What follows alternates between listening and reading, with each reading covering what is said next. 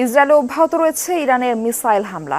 রোববার রাতভর রাজধানী তেল আবিব সহ ইসরায়েলের বিভিন্ন স্থাপনা লক্ষ্য করে ক্লাস্টার ওয়ারহেড যুক্ত একাধিক ক্ষেপণাস্ত্র ছড়ে রেভলিউশনারি গার্ড আইআরজিসি।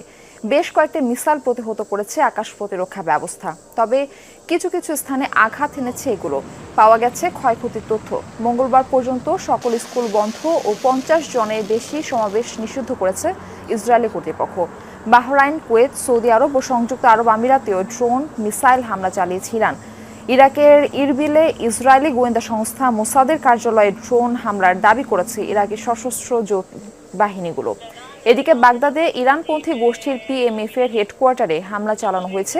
এর আগে প্রধান বিমানবন্দরে মার্কিন কূটনীতিক ও লজিস্টিক্স সেন্টারে হামলা চালায় পিএমএফ। এদিকে ইরান জুড়ে অব্যাহত রয়েছে যুক্তরাষ্ট্র ও ইসরায়েলের যৌথ হামলা। আইআরজিসির একাধিক ড্রোন ধ্বংসের ফুটেজ প্রকাশ করেছে মার্কিন সেন্টকম। গেল 24 ঘন্টায় ইরানের 15 প্রদেশে কমপক্ষে 206 বার হামলা হয়েছে।